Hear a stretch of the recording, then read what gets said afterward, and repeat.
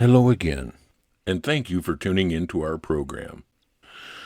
Come along as I tackle another case of mystery and intrigue, gathering clues and information along the way. Meet some lowlifes and good friends as I discover the truth of this situation.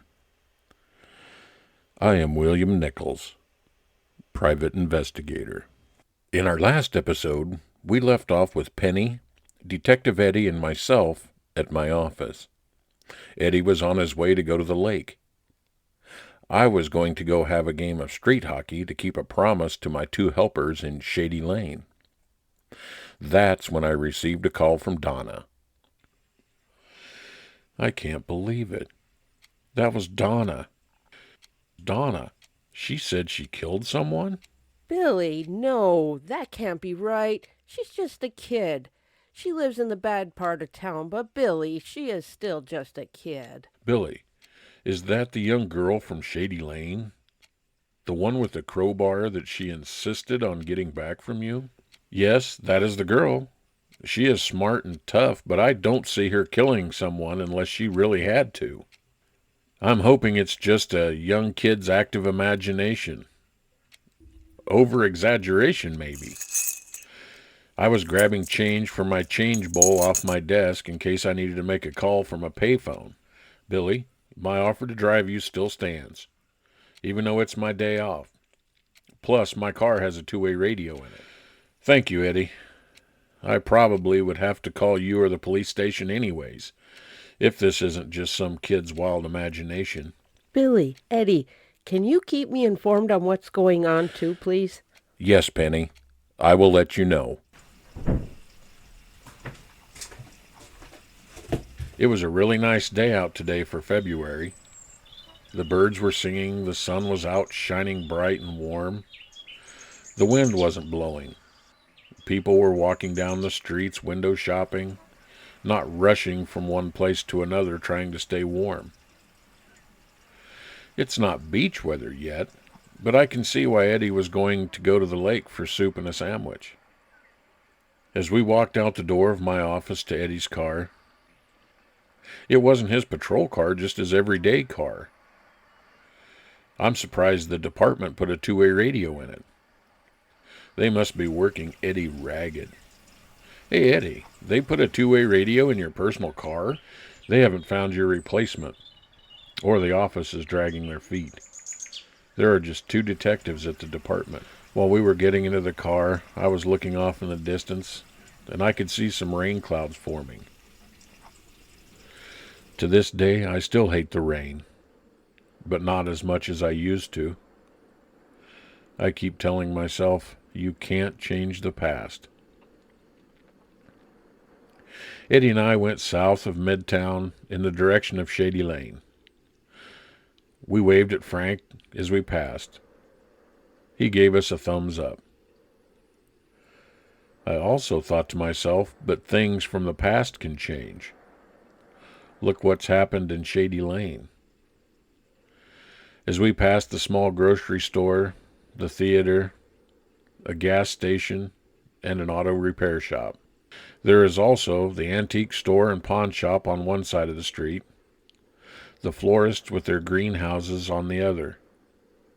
Eddie slowed the car. Check out the car at the florist. Looks brand new, right off the showroom floor. Cream must be the new color.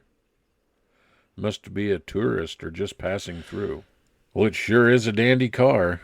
I agree with you, or we are both in the wrong profession. After the florist, there's a large park and a playground. And after that, you enter Shady Lane, or now as it's called, the Shades. The old suburbs go back to a time when every house had a white picket fence, a small garden, and an apple tree in the backyard. People sitting on their front porch swings, waving to those driving or walking past. Talking with the neighbors about the latest news. The ladies chatting, gossiping, and trading recipes as they hang the laundry on the line. The men working in the yard or working on their cars. The older folks telling the kids stories about the good old days when they were kids growing up. I looked over at Eddie and he was deep in thought. I didn't say anything. We both lived here as young kids. The wood of the once brightly colored houses is now just a faded gray with splotches of color.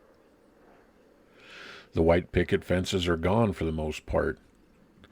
Dingy old apartments looking tired and worn out from lack of maintenance. There are a few small factories that are still in operation for the people that still live here and in Midtown. One factory paints glow-in-the-dark watch faces and instrument dials, and the other factory makes sweaters. There is also a warehouse and an old train depot. The trains don't run here anymore since they put in the new interstate. Now we drive past the empty lots where buildings have been demolished, with the signs of broken promises staked out in front of them. The signs are also broken and faded. They read, "Coming soon, best eats in town." "Arriving next year, watch movies at the big screen drive-in." And the superfood supermarket. More choices, low prices. Nothing was built. They're just empty, gravel-covered, deserted lots. There are a few bars on this side of town that now have bad reputations. Jimmy's Bar and Puppy's Pub. There was a small church, but it burned down along with the hardware store where I lost my brother. The new church was constructed in the new suburbs of the north of Midtown. In Shady Lane, between the deserted lots and the empty factories, is where Donna and a few other families live.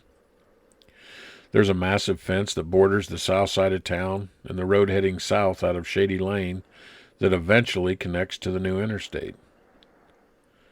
This large fence encircles an even larger scrapyard. Donna was waiting for us with Susie in the empty lot of the non-existent diner. Her head was down, shuffling the gravel with her worn-out tennis shoe. Susie gave her a tug on her shirt, and she looked up. As we drive up and get out of the car, Susie walked away. There was no quirky, "Hey, gumshoe" from Donna today. Mr. Nichols, I am really sorry. It's across those lots over there by the fence. And that was part 2. Come back for part 3 of No Picket Fences. And now ends our broadcasting day.